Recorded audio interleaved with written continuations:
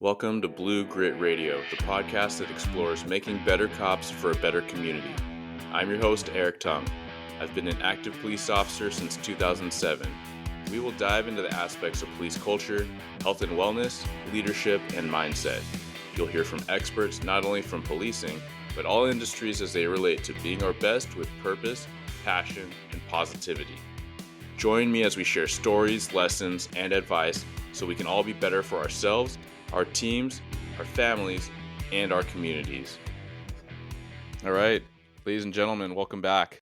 Blue Grit Radio, this is your host, Eric, and today I'm joined by Haley. Haley, thank you so much for being on the show. Hey, Eric, thanks so much.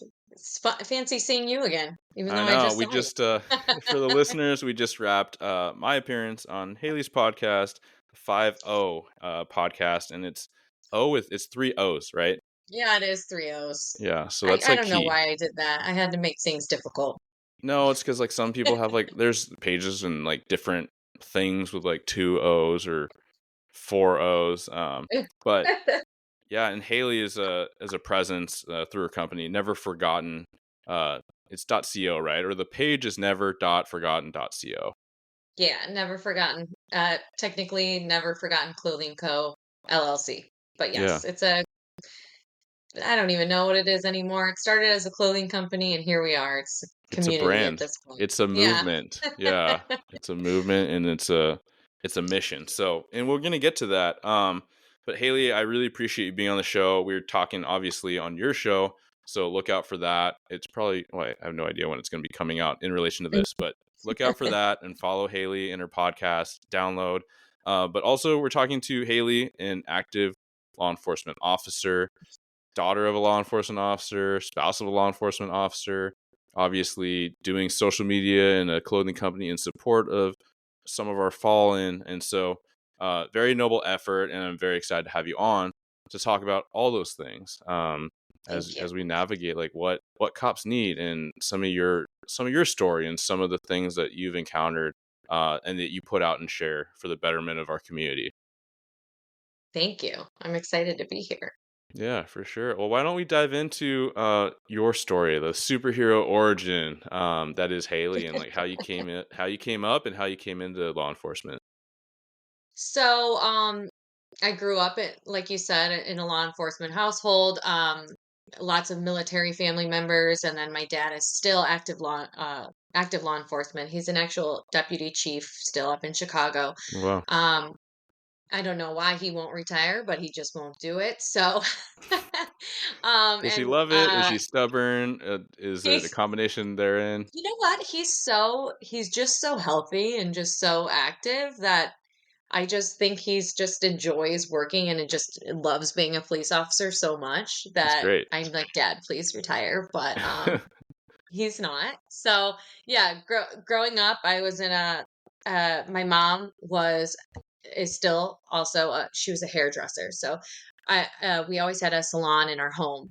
And what my mom did was make people feel beautiful Hmm. and make people feel loved and comfortable. And my mom and me have very similar personalities, very talkative. And if you go to, maybe not, yeah, maybe a barbershop for guys, but it's where you gossip, it's where you talk and you leave feeling better than you came in. And that's what I like got so much from my mother.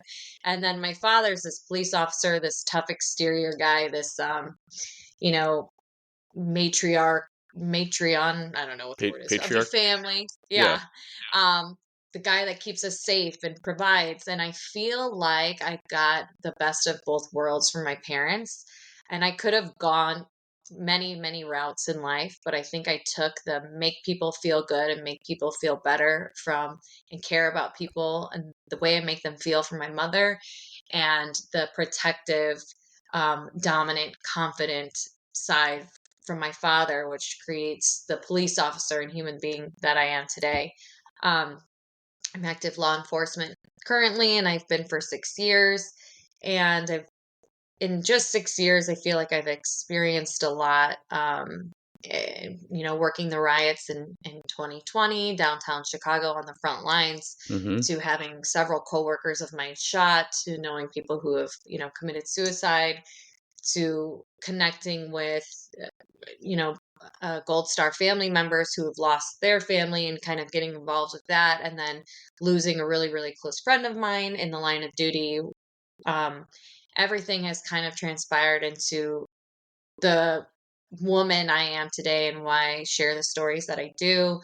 And I think that I was sharing my voice and I was getting a lot of kind of feedback. And that's kind of how I started my platform, Never Forgotten Co.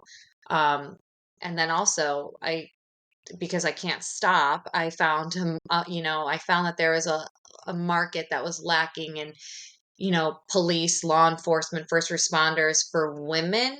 And I would go to like order a police shirt or something Mm, like that, right? And it would just be like kind of masculine. And I like felt like there was, boxy and not fit. yes. Yeah. And it was like the same shirt like my boyfriend was wearing. And I felt like there was a market for that. So that's why I started my own clothing company.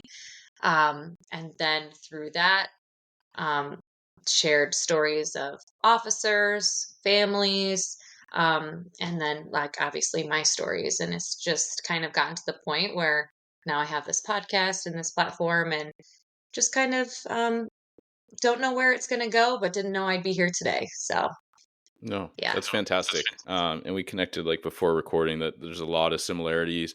No, shout out to your experiences and being open and willing and very excited to share them for the betterment, of everyone and everyone in our culture and like the things you're doing, the different veins and sharing story experiences because my my recruiter and I we talked about it in your show, but we liken a career in a busy violent department and like people watch the news, but I have friends close, like basically I would call family in Chicago. I've been there a handful of times. um when you work in a busy agency, it is kind of like dog years for cops, like I was going to say the same thing. yeah, I'm you've like, done my 6 6 years years, are but 12. they're easily like that or more. Like there are some, it's not judgy by any means, but this job is a very different job for a lot of people based on your assignment, the type of agency you work for. I mean, are you campus? Yeah. Are you tribal? Are you like what? And what does that even mean? Like that's totally different from small to big to cities, regions, everything, demographics. So yeah, Yeah. that's a real deal. And you've already said some of the things that have made your experiences so immense, right? Losing a friend, that's something that I've spoken numerous times about. Um, my buddy Diego, and we see some of these things. We recognize they hit on a national level. I remember Diego's death was known nationally. Same with the Lakewood Four out here at the early start of my career, just because it was so prolific um, and those individuals, those officers, made such an impact to their colleagues and their communities. Um, your friend, Ella French, is another one that people know her name, they know her face, Hmm. they know her story because she Yeah. made such an impact. Yep. Yeah, could you tell us a little bit about Ella and what that prompted with you sharing and a lot of what you're building and continuing to build? Yeah, absolutely. We were really close friends. I am like this really loud, bubbly, kind of feminine, girly girl personality. And um, I never really found someone that like matched my energy. And when I met Ella, we clicked like nothing else. I was like, okay, this girl's louder than me. She's wearing red lipstick. She's so unapologetically herself. I was Mm. like, wow, she's like me times like 10. Like I gotta get to know this girl. Like she is like amazing. So we became fast friends. We worked the same shift in the same district. And then when we got some of us got deployed to this unit that was like a citywide kind of suppression unit. And me and her were sent there from our district, and we chose to become partners. And we worked together that summer, which so happened to be the summer of joy, they called it in Chicago. And me and Ella were partners, and I feel like no matter who I would have been partners with that summer, um, it was it was like 90 days, maybe a little bit more. Um, I mean, the connection that you build with someone when you're literally life or death on a daily basis Hmm. um, is just like it was different than patrol. I mean, it just was. It was like the most wild summer ever for so many people, but also in Chicago, we got our days off canceled like every single day. So Yeah. we at one point we had worked like I think 24 days in a row or something, and we just saw each other every damn day, and we were hustling our asses off every damn day. So we got to be really, really close. Mm. And this is And that was 2020? this was 2020. Yeah. Mm-hmm. So we were working downtown together. I mean, there was days where we'd have to stand in front of like, for instance, like the Trump Tower, and we're in the front, and people are just throwing anything and everything at us, and we're because they're trying to break the walls or whatever. Or Mm-hmm. we're standing on a bridge, and people are above us on the bridge throwing bricks down at us, eggs at us, paint at us. I mean, you name it. Me and her ended up in the hospital together at one point because we both got like cinder blocks thrown at our heads. Um, we've the stories that we share and the experiences that we share just from that summer alone is wild. And then we did work together a few times in the district as well. My first ever gun arrest that I got was with her. We Mm. did it together. And yeah, she stayed in a unit. I went back to the district, and then she tragically got killed on a traffic stop, August of 2021, and she lost her life. Her partner was very, very critically injured, and her other partner was. Both of them were heroes by, you know, getting the offender in custody and Mm-hmm. everything of that sort. That's a whole nother story. But after that happened, obviously losing your friend is insane. I don't even really know how to describe the feelings that I had. I was actually working that night when it all went down, and people told me what I was like that night, and I don't even remember at all. Um, but what I immediately went into the mode where I was like, I cannot let the world not know who she is. Like Mm. I know that she would have done the same for me. And all all I did was just like share some pictures and videos of her online, not for followers, not for anything, just to share her story. Also, because I'm such a memory hoarder that I just didn't want, God forbid, my phone to break or something and I lose all these pictures and memories Mm. that we have together. I just wanted them in a safe place. And then her story blew up because she was like the first woman to die in the line of duty in so long, and especially in Chicago, it had been decades. And again, like I described, the way she looked, I think drew an even bigger crowd because of how beautiful she was and that she was a female.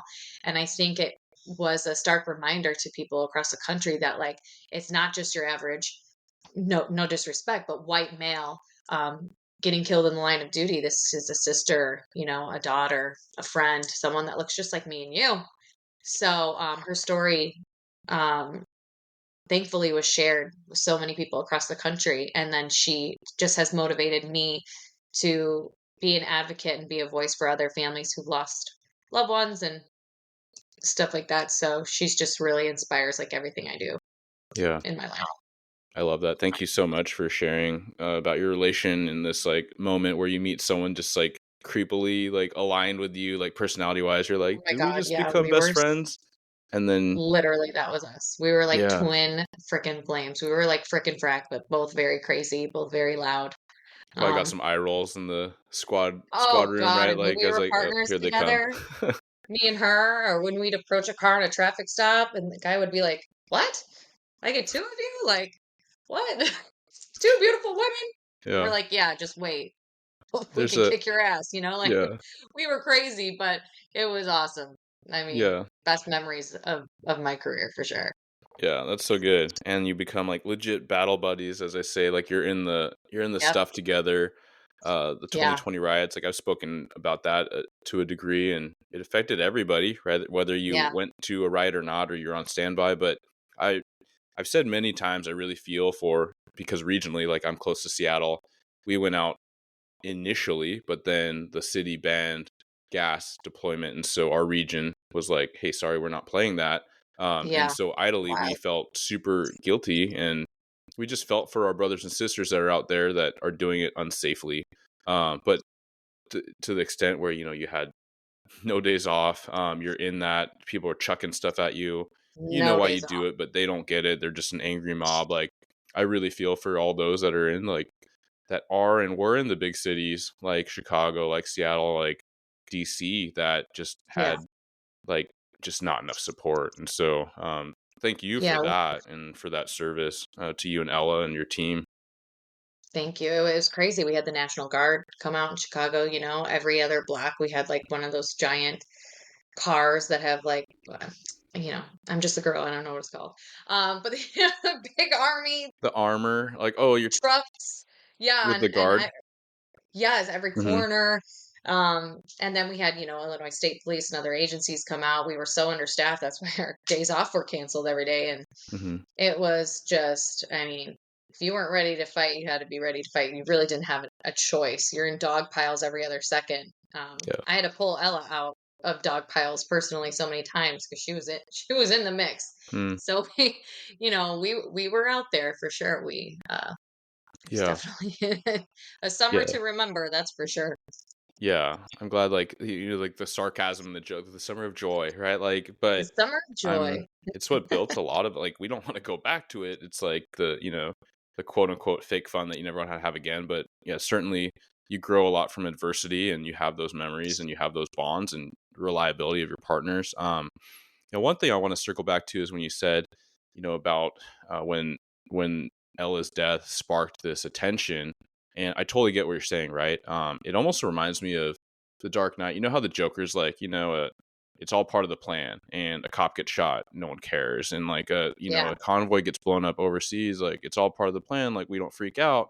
Um, and it is kind of like that, sadly, because it is like our general public. If it is a white dude that gets shot and killed, they're like, oh yeah, that happens every so often. Like that's what happens to cops. right, Like we just right. accept that, and how disturbing is that? Like these women and men that put it out, um, they just don't get, like, none of them get enough attention.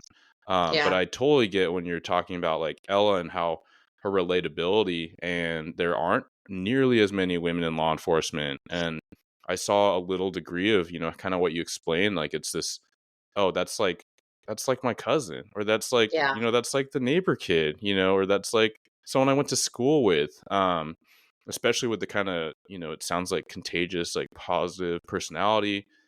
Diego was really like that. Like I had so many anecdotes, especially since I've been in a little longer and in recruiting, right, where people would say, "I remember when Diego was killed. Like I was in school, and I'm an immigrant, or my parents are immigrants, so it like they connect, right? So it's that relatability, and I just want to circle back to that because 100%.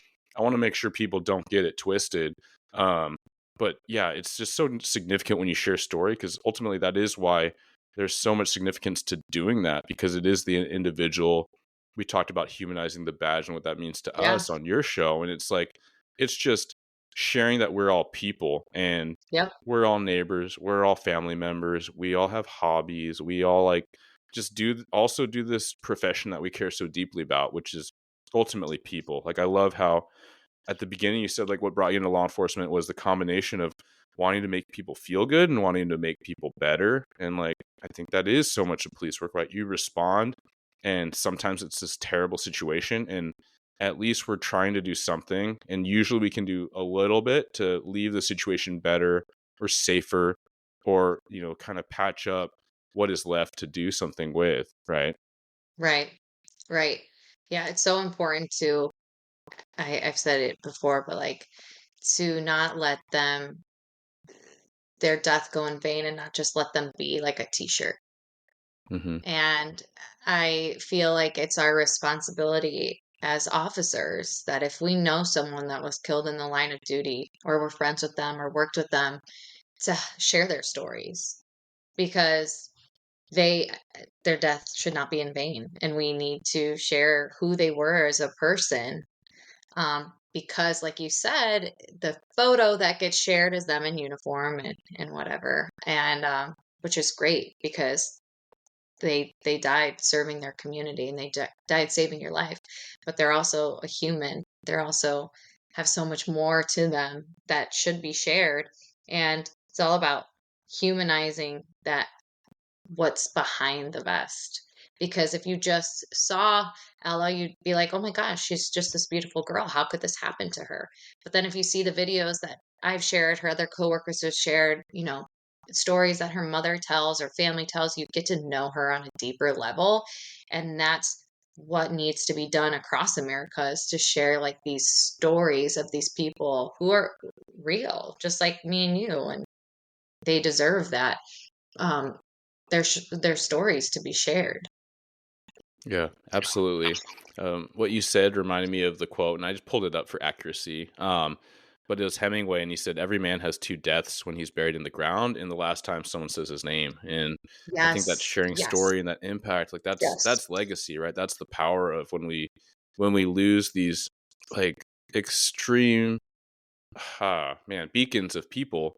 We're all left better from what we had with them and what we continue to have. Like I love what to steal like something that I'd heard in a peer support circle was, a fellow officer shared like he's like, no, that's my friend. Like I have him with me. Yeah, He's not gone. Like we're still friends. I don't say like I was friends with him. So I kind of love that little twist where, yeah, I feel very much, connected with my friend Diego, right? And I'm sure you, Ella. Um, yeah. and I don't know. I feel like when Diego died, I had to verbalize it in some way, and I felt like I think I said this in therapy, but I was like, it's almost like to try to make logical sense of it. If there are powers that be, and I believe that there are outside of my comprehension, but um, that there may have been almost like an algorithm to when he could have his most like maximal positive impact, and if that's how he had to go, because everyone is that knew him and saw his effect is going to live better, more forthright, more positively, help more people. Like, yeah, like 1000%. I feel that, and I it always say helped that me. Ella changed the world, and Yeah. she, when she passed, it was one of the hardest times of policing in our country, one of the most disturbing, horrific times when people were saying the worst of the worst, and then came her death. And it was the worst experience in the world, but it was also, I thought the thing that helped me believe, like you said, in some sort of other power, was that no one in the world could change people's minds at that time about policing except Ella. Mm, She was the one to bridge that gap and to show people, like, while we're saying these horrible things about policing, look at this girl and look what happened to her, and look at her story, and this is the people we're talking about. This is the people who are putting their lives on the line. It is not just what you think about when you think about policing.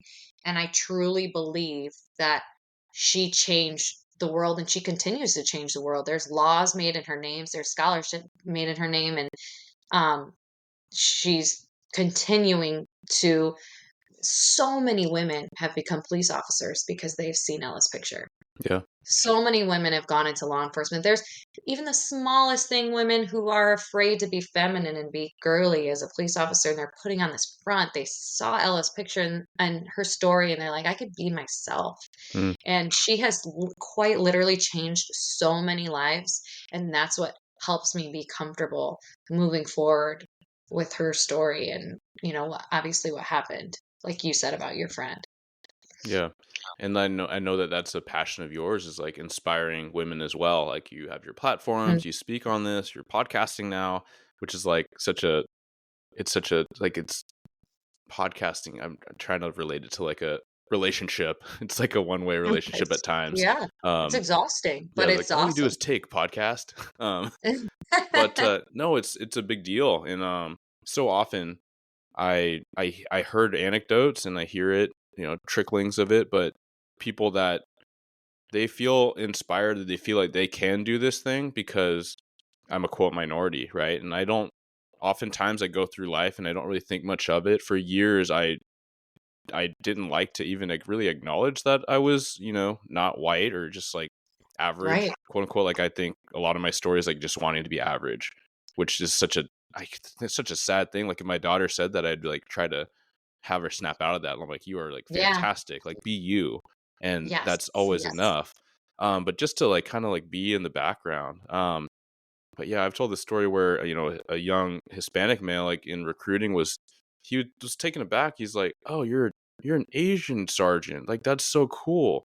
Because like Yep. I saw this like glimmer of hope in his eyes. He's like, "I could be a sergeant maybe. Like if I get into this job, maybe I could promote and I could do things." I'm like, "Of course you could. Like why wouldn't you? Like why would Yes. that hold you back?" But it's Yes. a thing for people. So I really appreciate that. Representation is Mhm. so important, and, like, for me personally, like, I went through FTO, right? And I had my 3 trainers, and they were all older white men. They were all great, don't get me wrong, but would I have loved to have trained at least one cycle with a woman to see how she handles herself in certain situations? Because there are a lot of situations where I'm going to handle things different than a man is going to. Yeah. And that's just the reality. And we need more women in the field to have those experiences, to learn from those women. And some of the women supervisors I've had have been the quite literal best supervisors I've ever had. And learning from them and watching them be a powerful woman in this male dominated field is so important for the representation of women in this field. Um, and there just needs to be more of us. So hopefully, me speaking out about being a law enforcement officer, loving my job, inspires other women to think, okay, if she can do it, I can do it, Mhm. and get more people in the door. Yeah. Yeah, I love that. I mean, like, how many times have you been called to something where somebody just wanted to talk to a female, like, Oh, or get pat down by a so many female, times. right? Like, and those are fair, like, things to ask. We can't always oblige, but they're not unreasonable, right? So I think when we're just look at brass tacks, it's almost makes me think of this notion of like, I don't even roughly like maybe it was like 15, 20 years ago when people were like, oh, I don't see color, like I treat everyone the same. I'm like, well, that's just ignorant. That's like choosing to be naive. Like we are different, we have different backgrounds, and we should be proud of that. And like diversity and awareness is like being able to talk about it not judgmentally and Yeah, learn and be curious, right? And like meet people where they are. But it's almost like it was acceptable. It was like what people said to not appear racist, like for that right, right. demographic, right? Like, oh, I don't see color. I treat everyone the same. I'm like, well, that doesn't even make sense. Like, Because I am not treated the same in a lot of hmm situations in policing as a woman. But there are many situations where my presence is very beneficial over maybe your presence. hmm And that's why it's important to have yesterday, for example, literally just last night, there we had a guy come in into the hospital to be evaluated. He was trying to fight every officer in sight. Um, I put on my gloves. I walked over to him, and and I de-escalated the situation. Number one, by my presence, and number two, just by the way that I talk and conversate. He literally wanted to fight everyone until I was the only one that was able to walk him into the hospital, get him into the bed safely, have him, explain to the nurses, whatever, whatever.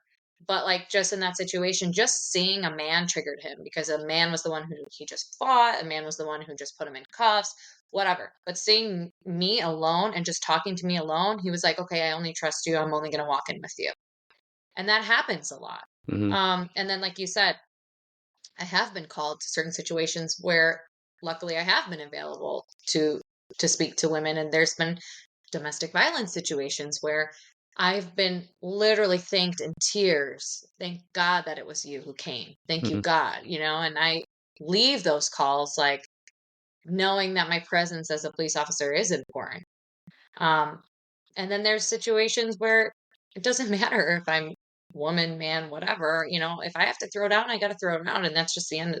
That's just what it is. Yeah, But there is a absolutely. lot of situations where um, having female officers is so important, especially because sometimes woman or men, doesn't matter the situation, do want to speak to a woman or do want to speak to a man. And it is what it is. Yeah. Yeah, and I had somebody that follows like reach out, and it's not the first time, but they said, "Hey, I think it's really cool that you have a lot of female police officers on your podcast, and like I was kind of taken aback. I'm like, do I? And I almost wanted to like kind of count and like see like Like, go check. um but I think that the thing is, like, it stood out to her, and it might stand out to people because I try to put, I think, voices that aren't heard as often, or like the things that we might not say as often. And sometimes Yeah. that might be women in policing. I've heard and recognized, like, in my close circles with like female officers, but also just like people that are important in my life. My wife included, like private sector, whatever, like just these dynamics of workplace, like women in the workplace and what they contend with and some of the things. And I'm a proud girl dad. So I'm like, I just think if I can help with that, that's awesome, right? Like I know that 30 by 30 for policing like just generated this huge mix of reactions. Some people are like, Yeah. oh, we don't need to hire men anymore. I'm like, well, we absolutely do. We need to hire a bunch of people Yeah. everywhere. Um, Yeah. and as I explained it, even to a lot of women that like were really put off, like understandably so, maybe it wasn't well explained, or maybe different things in the organization are different than how people interpret the real initiative or the purpose or the intent. But for me, I'll speak for me, is that I recognize that we have just an extreme underrepresentation of women in policing, and I'm Yep. aware of a lot of dynamics which include just workplace in general. Like women typically won't apply for something that they don't feel or listed qualified for, whereas like Yep. dudes will just be like, I'll just try it. I'll Mhm. just throw my name in the hat, see what happens, which is like, it's just a, I mean, there are studies, it's just a dynamic thing. So like, why not ask yourselves as an agency or individual or like a culture, like, why don't we have that many women? Like we have, close to 50% women in this society. But Yeah. we have like 14%, and we need to hire Yep. a lot of people. And anyone anyone with a partner recognizes that you have good male partners, good female partners, and then it's just like workplace stuff. So like why Yeah. not lean into those talents, those passions? And then yeah, society looks at you differently. And so why not meet that when you can, when you have the high standards and the high expectations? Like it just seems like a win-win.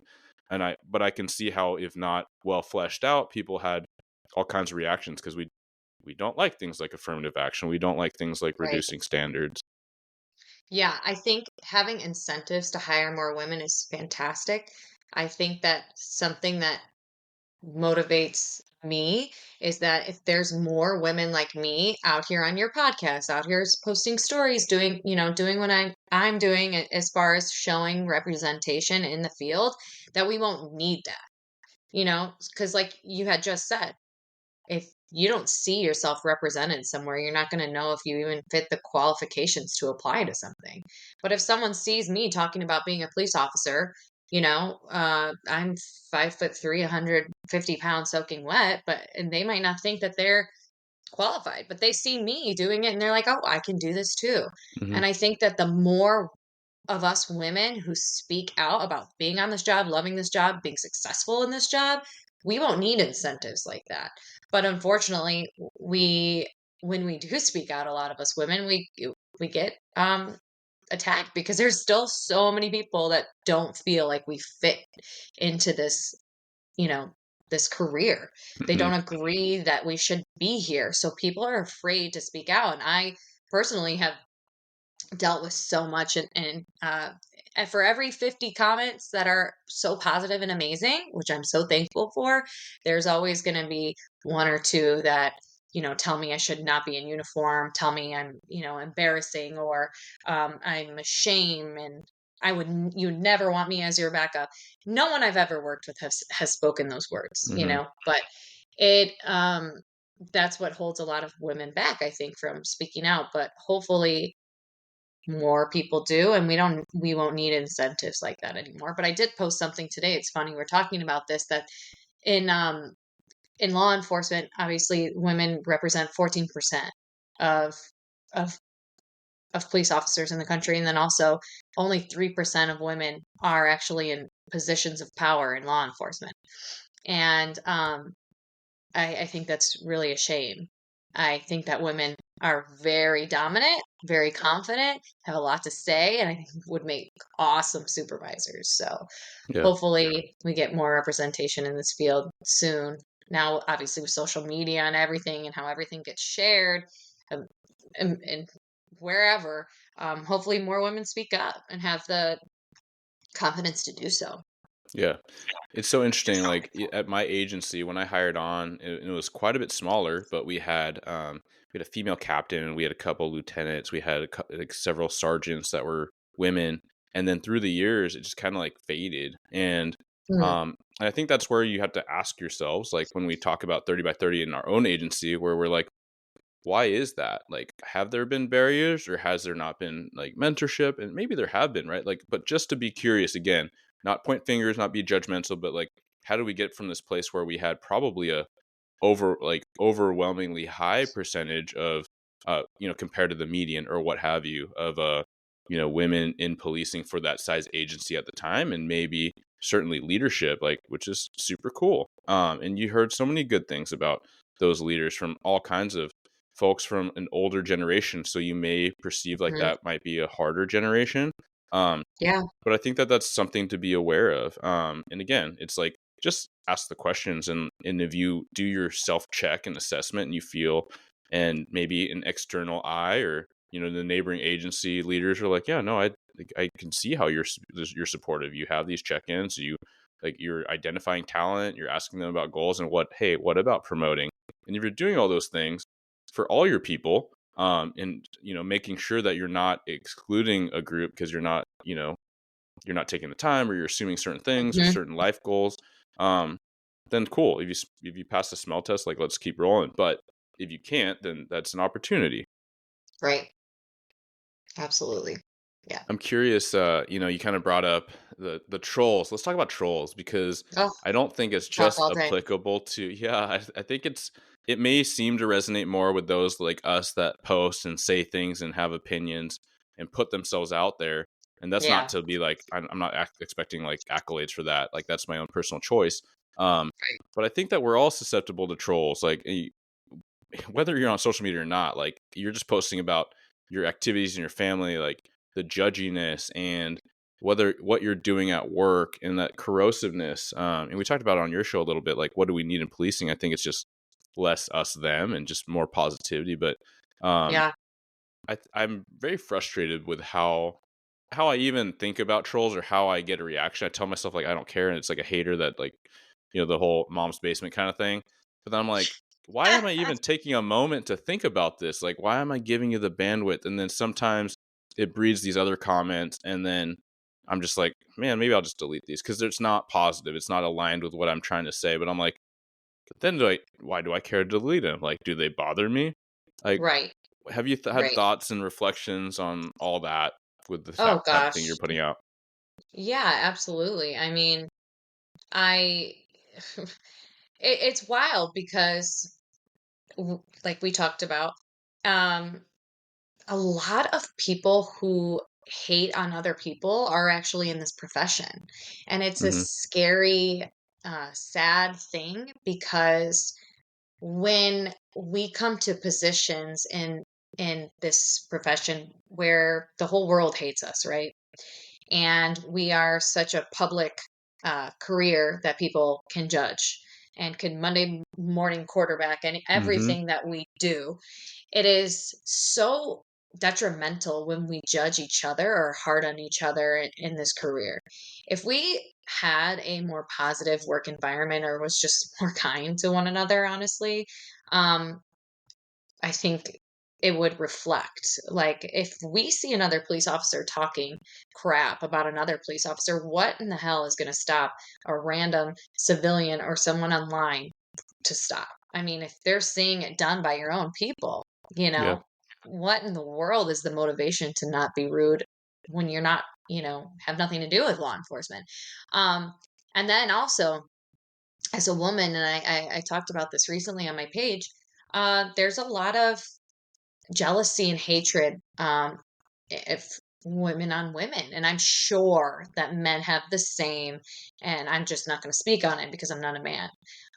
But there's a lot of cattiness and jealousy. And because we are so underrepresented in this field, we need and we must lift each other up as women. We must support each other as women, or else we're going nowhere. We really, truly are going nowhere. So I like to speak on women supporting other women and just being kind. But as far as the internet trolls, they're never going to stop. I had some, I had to go to therapy recently, and it wasn't just from that, but it definitely, like you said, is this affecting me? And there was moments where things were affecting me, and I was wondering why. Like this is some dude in his mom's basement, like you had said. But words hurt, and we are human. We are not just robots in a uniform. We are human. So, working through like just self confidence and self love really gets you beyond obviously anything that anyone can say to you. And as long as you know your heart, that's truly all that matters. But when it's being done in your own police department or by your own people, that's harder and that's Hmm. deeper. And that's where people like command staff should recognize if they feel or see that there's a toxic culture or environment going on, they need to shut that shit down, quite frankly. And there's a lot of people that are afraid to speak or cut in because they don't want to maybe defend the underdog, which I find so wild because I am so the opposite. I love Some people the love an underdog. underdog. I think like a lot of Yes. people do, and it's like, why are we selecting this? I think it's just that discomfort, right? Maybe our culture is just so. Uh, I don't want to say we're just corrosive, but we're so prone towards um, that corrosive, like maybe toxicity when it starts to take hold. You really have to tamp Hmm. it down, right? To your point, like that self check and shut it down. And you say command staff, and I'm curious, like what that looks like, because I'm almost, and I don't want to like try to like pass the buck, but I felt like whatever rank I've been in, I felt like oftentimes like it meant the most when it was that like senior like line officer detective, um that's just like they carry the sway of the room, and like when they say it's not cool, then it's only because they're right, whereas like 100%. the sarge might say it, but it's only because like he or she's supposed to say it. But like when it's the line, I'm like, man, like a lot of times we're looking to command or the bosses for answers, but I think that having recently been out of like one rank and going to the other, I'm like, I'm not gonna, it's not like I'm not trying to say I'm not going to try, but I also think that it'll invite more eye rolls than someone like you saying it. Like I'm like, I look at how people listen to you. So just trying to empower those like line level leaders, peer leaders. Yeah, I agree with both. I think that obviously if something is so bad it's affecting people's mental health and the way they work and wanting to come to work or wanting to work for your agency, you need to protect your people, Hmm. as a supervisor. But yeah, like you said, like your oldest most veteran guy on the team, sometimes they don't want to speak up. That's the problem, right? Because they are stuck in certain ways and they might agree with what's going on. But like you said, when they do step up and speak, it speaks volumes.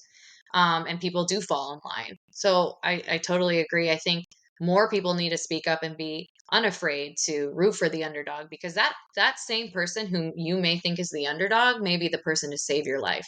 And Hmm. maybe that person that's the one dispatched to that call that you need the most. And that's the crazy part about this career, is that you never know in so many ways. You never know who could save your life. You never know who's going to be your next boss. You never know who could have that phone call or that connection to something in your career. And that's why you need to be kind and to everyone in this job, which is so cool that we all have the opportunity to be something in this Hmm. career. And I from the very beginning of my career in the academy, the number one thing my dad told me was, you never know who you're going to need in the future, who's going to be your boss, or who's going to save your life. So you need to always be kind to everyone. And that stuck with me for the remainder of my career. And I think when someone's getting bullied or you know tormented in the workplace and it's becoming toxic, someone needs to step up, because unfortunately, another thing that we have going on here is we have a lot of suicides in our profession. Hmm. And if we talked about having, you know, passions and hobbies and so much going on outside of the workplace, that work isn't, your whole life, which is so important and so necessary. But at the end of the day, this job is still 40 hours a week of your life. And like you said it on my podcast, like we can't escape that. We can't pretend like we're not working, that we don't have to come to work. We don't have to see these people. It is a part of our life. As much as we want to pretend it's just a job, it's still part of life. And, it's just important to cultivate a good culture and society at work so we can protect our people, protect their mental health, because you don't know what they're going through. You don't know what they've seen. You don't know if they're having a bad day at work. You don't know if they have a bad day at home too, Hmm. So it's so important to just be kind all around, all encompassing, obviously in any job, any career, but especially in law enforcement, because a bad day can really trigger certain people into some really harsh realities. Yeah, it's same team, right? Like we have people outside our walls that are literally willing and planning to kill us if they have to for their prerogatives, right? Like I'm not going back to jail, and it's me or them. Um, Right. let's not bring that kind of attitude inside. And I'm just as guilty as so many, like gossip or rumors or just kind of that judginess. But I think more and more, how you do one thing is how you do everything. And so when Yeah. you show up with empathy to your family, then you're more likely to be that at work and to the civilians you're trying to serve, right? Like, and likewise, like when you open up and you're kind, you have that intention, like, hey, I just want to be helpful and I want to be Yeah. same team. Like we have our attitudes, we have our personalities, but like I just want to kind of move past it and like show up, right? Yeah. That's just absolutely gonna translate. And then when we're negative at work, like that does bleed out home. And it might be in the forms of like venting, but then it's like who wants to spend your limited time with your significant other just like venting for the first half of Right. it? And then the other half you're just like, binge watching a show because you're too emotionally exhausted or physically exhausted. So no, I just kind of wanted to circle back on that for a moment. Yeah. And It's like you want to um go to work. People say, and I've said it too, go to work, do your job, and just come home. Cut out the noise. But at the end of the day, if 40 hours a week is causing you stress and, mhm, you know, it's a toxic environment for you, it's going to trickle into your personal life. And you need to like establish boundaries. You need to establish what is going to be good for your mental health. And then if, like I said, if it's, trickling to, your coworkers, you might be not in your, thinking right when you're listening to the radio or going to a call, your mind might be elsewhere, and it's going to cause safety hazards. And it just truly is all encompassing into so many things. But having a safe, positive environment at work is so important for so many reasons. Um, and yeah, work is work, but at the end of the day, 40 hours of your week is 40 hours of your week. mhm. And we got to be kind to each other. We have no other choice. Yeah, yep. And just to circle back on like why I appreciate the vulnerability and what you shared. I think it's super helpful for people to keep in mind because if you're on social media, someone's judging you for like, for just having engaging content or trying to be entertaining, right? And I had this Yeah. recently brought up where someone's just like, you say these things and you interact at work this way and you interact on social media that way. Like, I don't know what's real. I'm like, that's Mm, like interesting, like feedback. And I thought about it and I just wanted to let this person speak, but ultimately like it's all real. And it's like the same way i'm yeah. gonna i'm gonna shift my tone or kind of the words I say with my friends like at my house. It's or I'm gonna shift to like the briefing room, like at the lunchroom. Like I'll make some jokes, but they're gonna be slightly different. Like it's not like not real. It's Yeah. just like Right. in a lot of ways social media is like more more unapologetically me because I'm not in a Yeah. uniform and I'm not having to fit in the confines of like what we're doing in this moment. But I know I want to be sensitive to your time, but I just wanted to leave folks with that thought because it might be like I think oftentimes we're our own worst critic, and Yeah. you might be like slaying cases, but then wondering in the background, like because someone says something in the hallway of like, oh, could you even work the street? It's like just Mm, silence the doubters, do your thing, run your lap.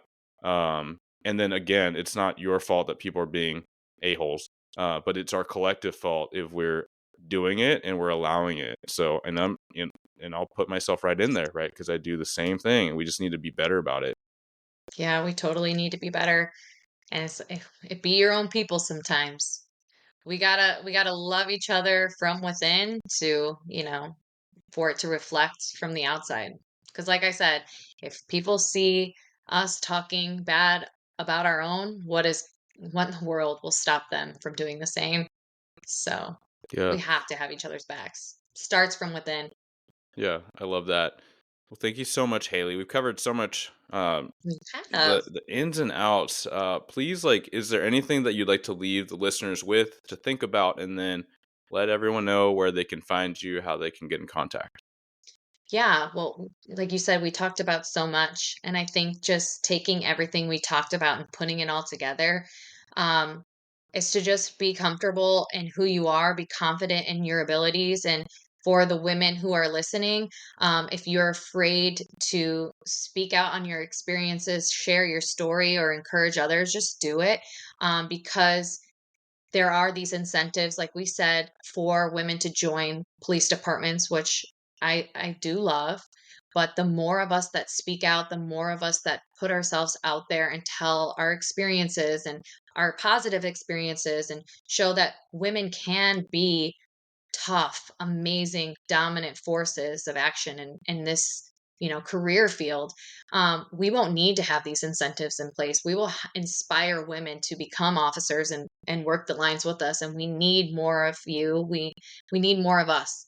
We're so important and so valuable. And then on top of that, to just be kind to each other. Be kind to each other in the workplace. You don't know what people are going through at home. So just all of that combined, just be a good person. That's all we need, really, in this world. And then you could find me at never period forgotten period co. And then on there I have, my all my links. You can order merchandise. Every piece of merch that I sell does a dedicated donation. To whether it's a family of a fallen officer or a foundation that does therapy for officers in need.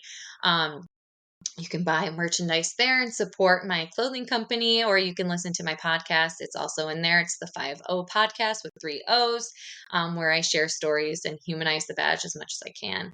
And you could follow me from there. All my links are there, and I hope to see you there. Awesome. Well, thank you, Haley. I'm excited to continue to follow you and see what you're up to. And it's been a pleasure to connect. Thank you. You too. Be safe, please. Thank you too. You're the one out there on the street. I'm behind a desk most of the time. So thank you for tuning into another episode of Blue Grit Radio. As always, support this community by subscribing, giving us a 5-star review, and following, liking, and sharing posts on Blue Grit Wellness on Instagram. You can reach me there or email me at bluegritwellness@gmail.com. Be well and stay gritty.